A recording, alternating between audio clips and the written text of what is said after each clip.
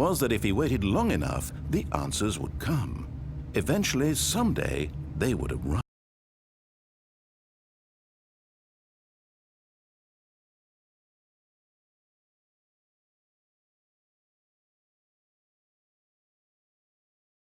Now it's even closer. Here it comes.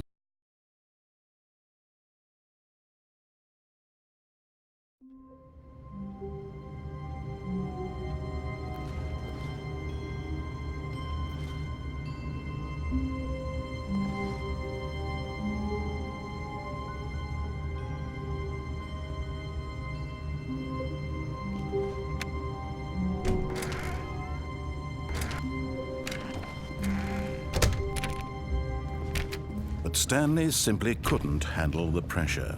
What if he had to make a decision? What if a crucial outcome fell under his responsibility? He had never been trained for that.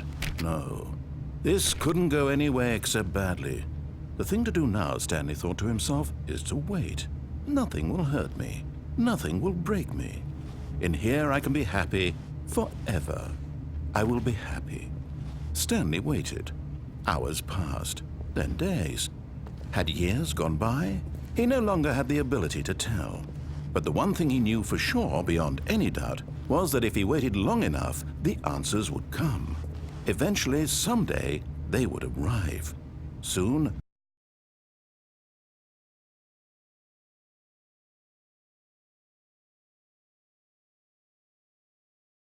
closer. Now it's even closer. Here it comes.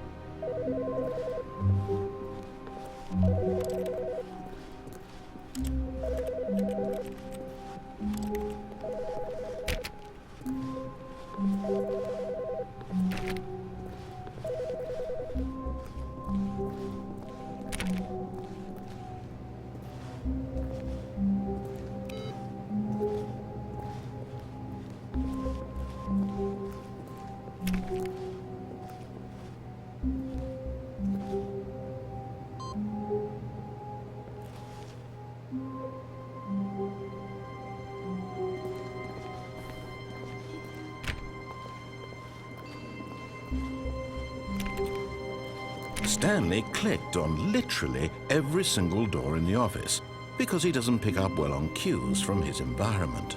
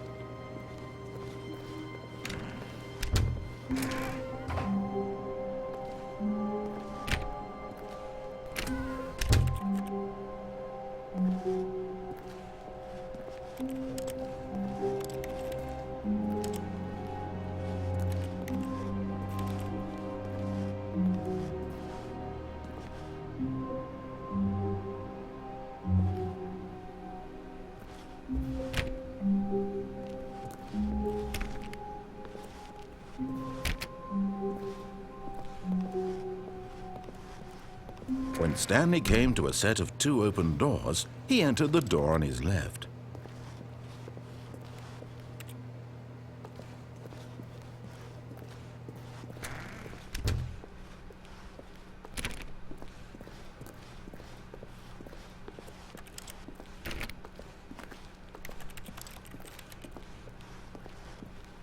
Yet there was not a single person here either. Feeling a wave of disbelief, Stanley decided to go up to his boss's office, hoping he might find an answer there.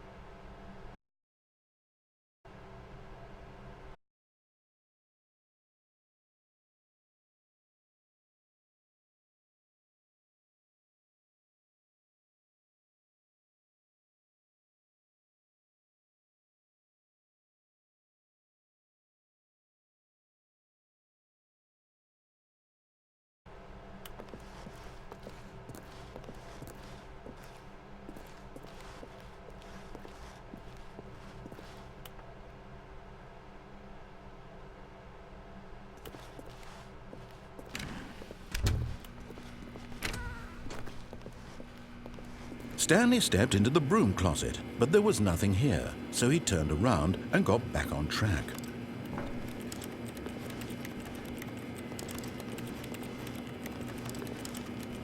There was nothing here. No choice to make, no path to follow, just an empty broom closet. No reason to still be here. Coming to a staircase, Stanley walked upstairs to his boss's office.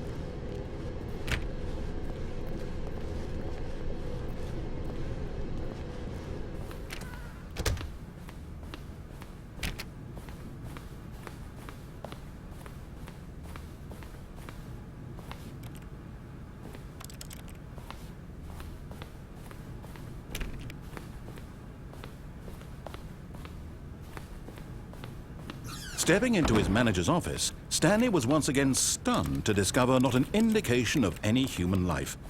Shocked, unraveled, Stanley wondered in disbelief who orchestrated this. What dark secret was being held from him? What he could not have known was that the keypad behind the boss's desk guarded the terrible truth that his boss had been keeping from him. And so the boss had assigned it an extra secret PIN number, 2845. But of course, Stanley couldn't possibly have known this. Yet incredibly, by simply pushing random buttons on the keypad, Stanley happened to input the correct code by sheer luck. Amazing. He stepped into the newly opened passageway.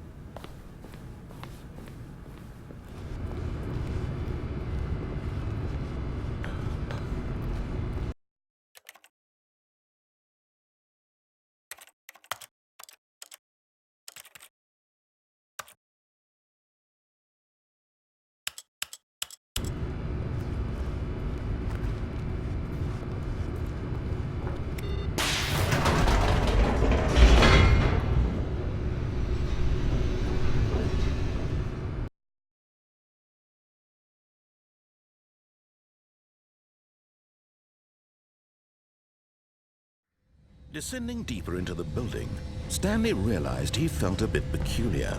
It was a stirring of emotion in his chest, as though he felt more free to think for himself, to question the nature of his job. Why did he feel this now, when for years it had never occurred to him? This question would not go unanswered for long.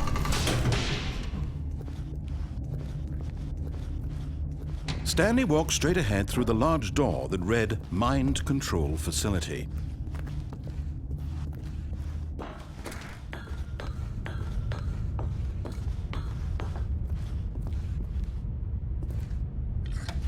The lights rose on an enormous room packed with television screens. What horrible secret did this place hold? Stanley thought to himself. Did he have the strength to find out?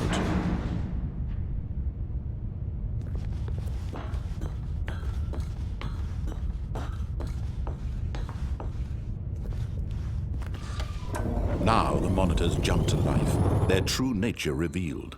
Each bore the number of an employee in the building, Stanley's co-workers. The lives of so many individuals reduced to images on a screen, and Stanley, one of them, eternally monitored in this place where freedom meant nothing.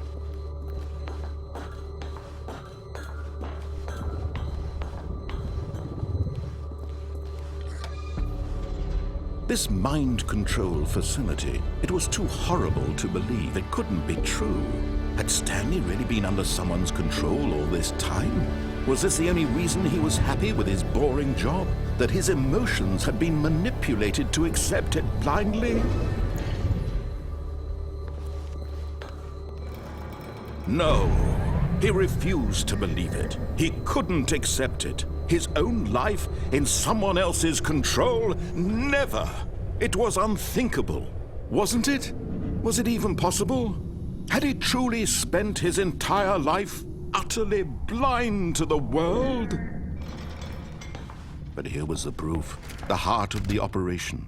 Controls labeled with emotions, happy or sad or content, walking, eating, working, all of it monitored and commanded from this very place.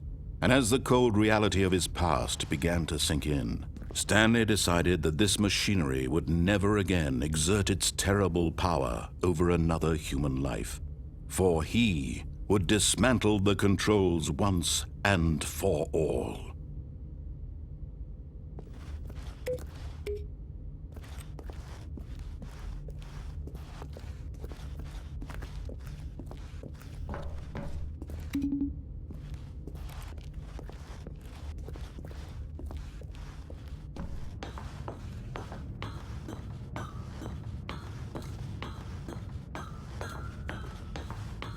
And when at last he found the source of the room's power, he knew it was his duty, his obligation, to put an end to this horrible place and to everything it stood for.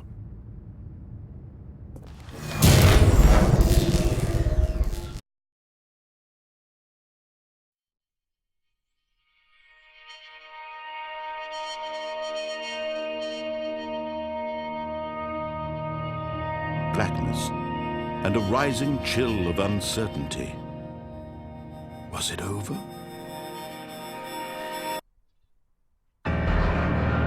Yes!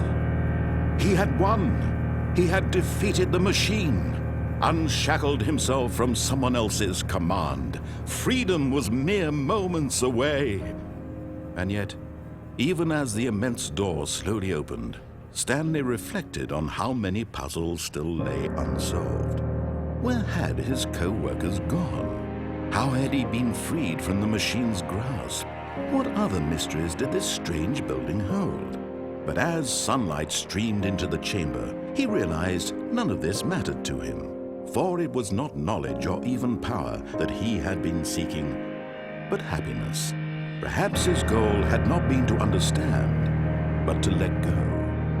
No longer would anyone tell him where to go, what to do, or how to feel. Whatever life he lives, it will be his. And that was all he needed to know. It was perhaps the only thing worth knowing. Stanley stepped through the open door.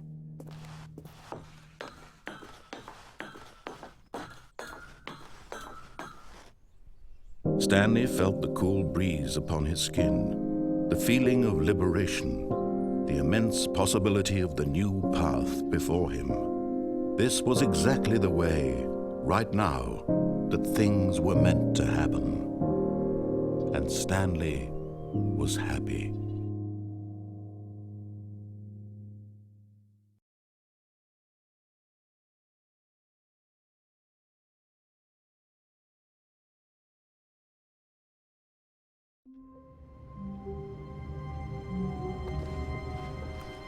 The meeting room. Yes, that's where everyone would be. Stanley just needed to get to the meeting room, and from then on, he would never be alone ever again.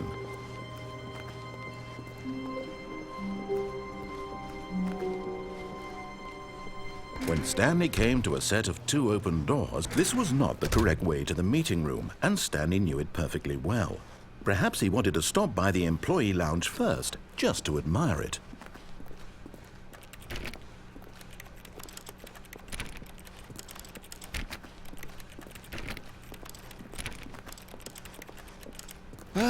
Yes, truly a room worth admiring. It had really been worth the detour after all, just to spend a few moments here in this immaculate, beautifully constructed room. Stanley simply stood here, drinking it, but eager to get back to business. Stanley took the first open door on his left.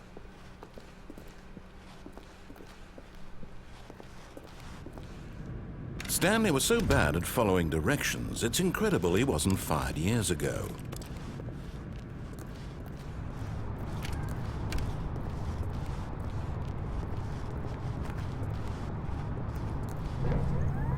Look, Stanley, I think perhaps we've gotten off on the wrong foot here.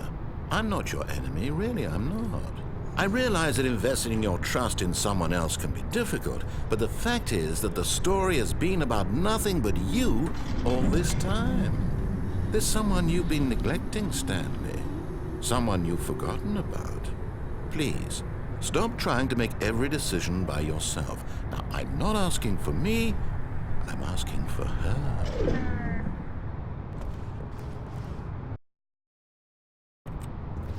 This is it, Stanley. Your chance to redeem yourself, to put your work aside, to let her back into your life. She's been waiting.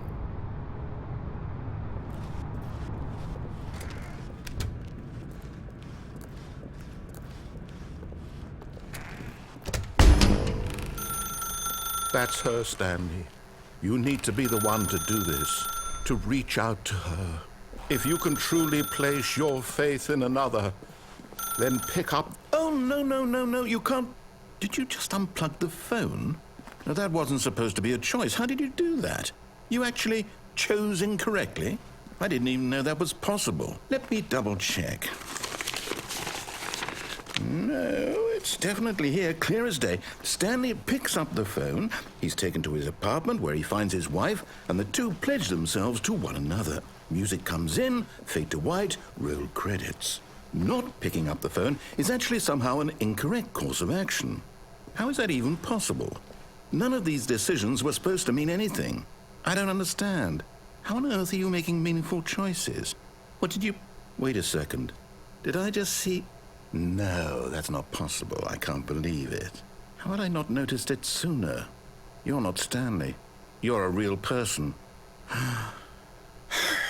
I can't believe I was so mistaken. This is why you've been able to make correct and incorrect choices. And to think I've been letting you run around in this game for so long. If you'd made any more wrong choices, you might have negated it entirely. It's as though you completely ignored even the most basic safety protocol for real-world decision-making. Or did you not grasp the severity of the situation? Well, I won't have that kind of risk on my watch. I'm going to stop the game for a moment so we can educate you properly on safe decision-making in the real world. Please observe this helpful instructional video.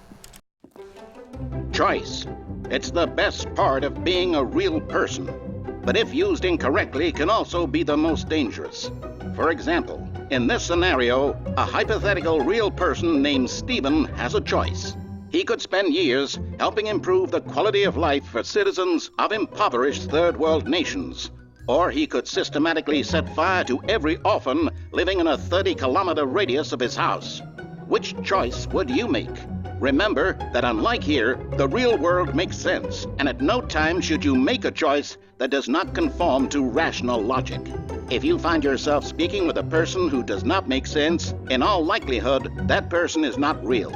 Allow the person to finish their thought, then provide an excuse why you cannot continue talking. Turn to a partner and practice saying, "My goodness, is it 4:30? I'm supposed to be having a back, sack, and crack."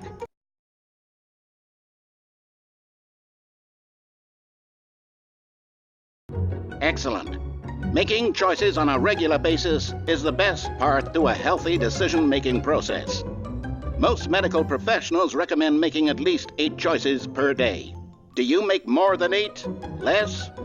And finally, if you begin to wonder if your choices are actually meaningful and whether you'll ever make a significant contribution to the world, just remember that in the vast infiniteness of space, your thoughts and problems are materially insignificant, and the feeling should subside. At this time, your instructor will guide you in an exercise to test and reinforce the material covered in this video. Welcome back.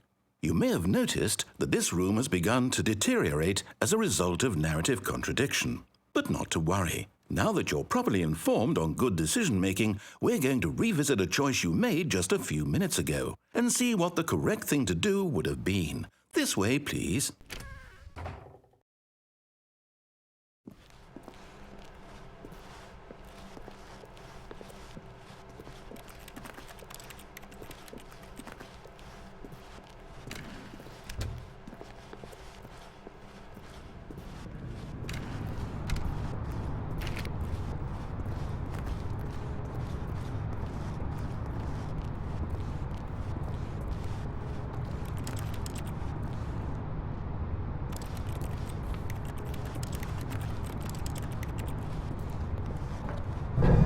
Now that we know your choices are meaningful, we can't have you jumping off the platform and dying.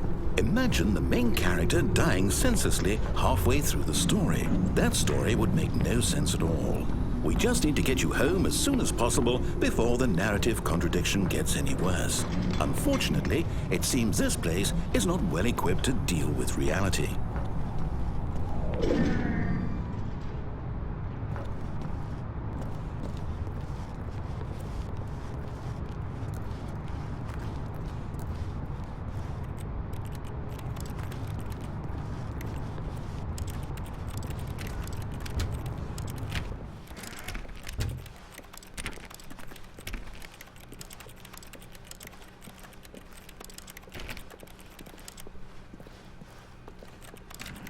Almost there. You'll take the door on the left, back to the correct ending, the story will have resolution once again, and you'll be home free in the real world.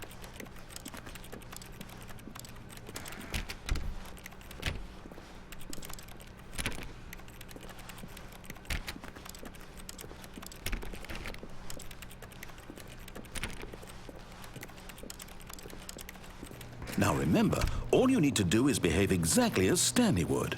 That means choosing responsibly and always putting the story first. I'm quite sure you'll be up to the task. Just follow my lead and you'll be fine. All right. When Stanley came to a set of 2 open doors, he entered the door on his left.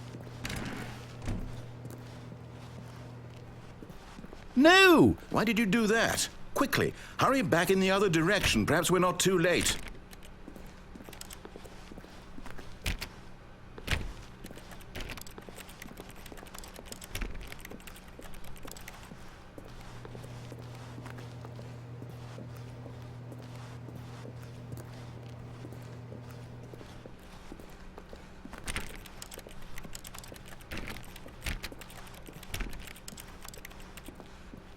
Oh, it's ruined. I can't believe, after everything we talked about, that my story, you've destroyed my work. Why? For what? What did you get out of that? What did you think was so special about seeing the game undone, left here like so much garbage? It's worthless now. And what am I supposed to do? Even if there were a way to continue, would it be worth it? To know that my story is now incorrect? How can I go back to that? I can't erase that knowledge. I'll have to live with it forever, reliving its impossibility forever. I couldn't live that way. Is it better to shut the game down entirely? To willingly destroy all of my work? I don't know. What's the answer? What do I do? What do I do? What do I... No, I have to. I have to shut the game down. I have to. I have to.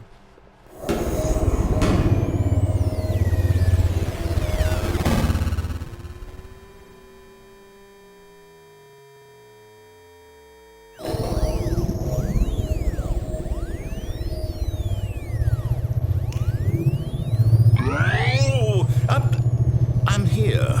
I'm still here. Here in this pile of rubbish. With you. You, who thought you were so clever. Now look where we are. My entire game is destroyed. It was the only thing in the world that was mine, and you've run it into the ground. What, did you think that would be funny? You just had to see? Didn't I impress upon you how important it was to be like Stanley? He actually knows how to do what I tell him to. He understands that if I say to do something, there's a damn good reason for it. That thought hadn't even occurred to you, had it? That there's a world outside of you? You're a child. Oh, my story. If you'd just gone through the door on the left, you would have seen it. There was a whole underground facility. You would have destroyed it and been victorious. It would have been so perfect. I worked so hard on it. I tried so hard. Behave exactly as Stanley would. That means choosing responsibly and always putting the story first. I'm quite sure you'll be up to the task. Just follow my lead and you'll be fine. All right. When Stanley came to a set of 2 open doors, he entered the door on his left. No! Why did you do that? Quickly, hurry. Behave exactly as Stanley. Always putting the story first. I'm quite sure you'll be up to the task. Just follow my lead and you'll be fine. All right. When Stanley came to a set of 2 open doors, he entered.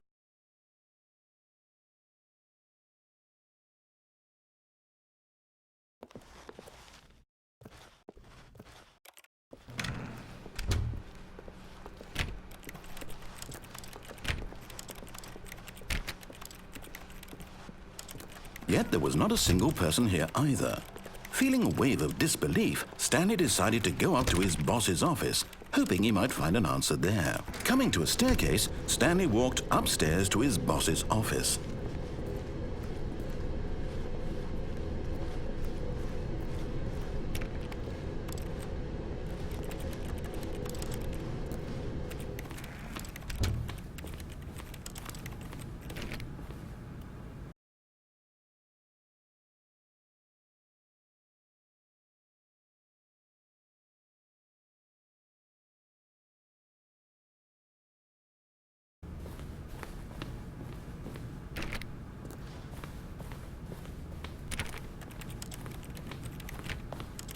Stepping inside his manager's office, Stanley was once again stunned to discover not an indication of any human life. Shocked, unraveled, Stanley wondered in disbelief who orchestrated this, until he saw the door with a voice receiver next to it. Surely behind this door lay all the answers to his questions. And beyond all probability, he knew the passcode. He had seen it on his boss's computer just last week. Night Shark 115. Was this the code to open the door? Would it still work? There was only one way to find out. Stanley had been trained never to speak up, but now he would draw from within himself the courage to face the unknown. He drew a sharp breath and then spoke the code.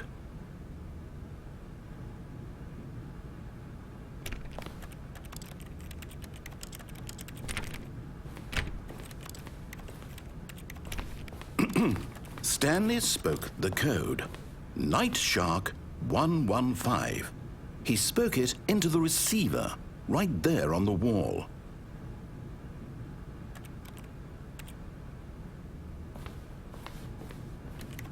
I'm sorry, is there a problem? You didn't mishear me, did you? Please speak the code into the receiver.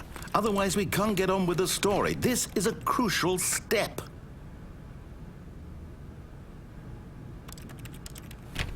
Okay, fine, you're not going to do it, but you know what? It's pretty humiliating to bring you this far, only for you to suddenly decide you have better things to do. I asked you for this one single thing, for your respect. The kind of respect Stanley shows for his choices. He knows what it means to take a story seriously. If you didn't want to see what I had to show you, then why did you come here? You had a choice, you know. You could have gone through the door on the right. You could have done whatever the hell you wanted over there. Why did you come this way? Speak. Say something to me. Explain yourself, you coward. When Stanley came to a set of 2 open doors, he entered the door on his left. Stanley? Hello? Are you... Is everything okay? Stanley, please. I need you to make a choice. I need you to walk through the door. Are you listening to me? Can you hear me? Is everything all right? Stanley, this is important. The story needs you. It needs you to make a decision. It cannot exist without you. Do you understand me? Whatever choice you make is just fine. They're both correct. You cannot be wrong here. We can work together. I'll accept whatever you do. I simply need you to take that step forward, please. Choose. Do something. Anything. This is more important than you can ever know. I need this. The story needs it. So, you hear me? Are you there?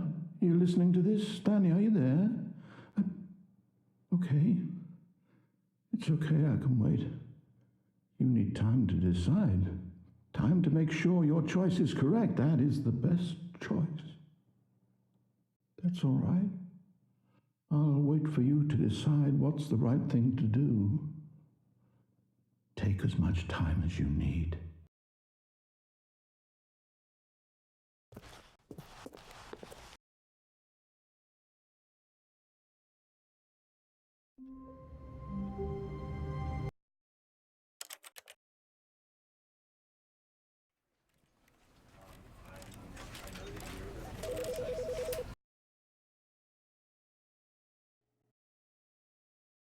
This